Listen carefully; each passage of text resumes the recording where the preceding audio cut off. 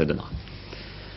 Permettre à tous l'accès de la culture sous toutes ses formes, c'est le sens de conventions que l'État s'apprête à passer avec plusieurs villes qui n'ont pas toujours les moyens de leurs aspirations. Alors la première de ces conventions vient d'être signée à Grenoble et parallèlement, on a inauguré le premier de ces 10 murs en France, des murs peints à l'occasion du 10 mai. Faire descendre la culture des cieux où elle se tient avec une majuscule jusque dans les quartiers les plus déshérités sous cet angle, à toucher si possible jusqu'à ceux pour qui penser était un peu écarté des nécessités de premier ordre, tel est le sens, en gros, de ce contrat de culture, de cette convention que le gouvernement souhaite passer avec le plus de villes possible et dont le premier vient d'être signé à Grenoble.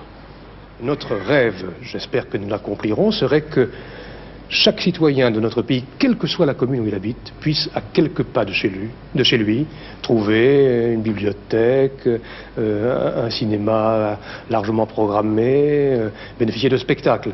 Il n'est pas normal qu'aujourd'hui tout soit concentré dans quelques grands centres urbains. Décloisonner en somme, avec l'aide de l'État, les pratiques culturelles en permettant vraiment à tous l'accès au maximum d'associations et d'équipements. Parallèlement à cette opération de longue haleine, voici, commencée à Grenoble, la peinture qui descend dans la rue.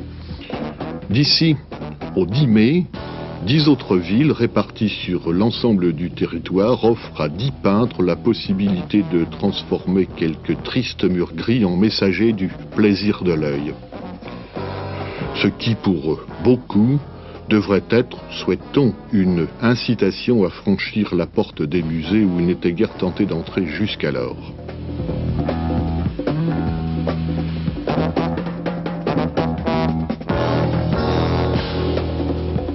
Peut-être pourrait-on alors assister, côté consommateur bien sûr, à une réévaluation de ce phénomène du cirque intellectuel qui ne se perçoit trop souvent encore qu'avec un col dur et une cravate, la culture.